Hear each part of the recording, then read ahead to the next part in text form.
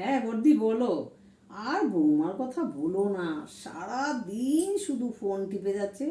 রান্না নেই বান্না নেই, কিচ্ছুটুকু করে না জানো তো। ভাগ্যিস ছেলেটা কটা পয়সা আয় করে, আর নয় হয়তো জানো তো আমার খাওয়াও যুক্ত নেই কপালে। কি যে করে সারা দিন বসে বসে বসে, কিচ্ছু বলার উপায় নেই গো। শাশুড়িটা না আমার কোনো কাজই দেখতে পায় না, যাই করি কোনো কাজই দেখতে পায় না।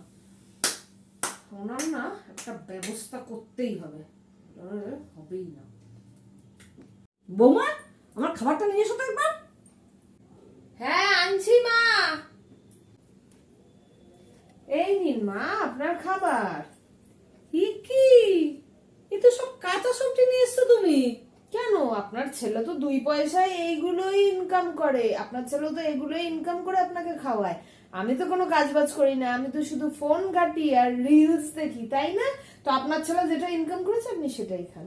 হায় ভগবান, এও ছিল আমার কপালে। হ্যাঁ, কি অবস্থা।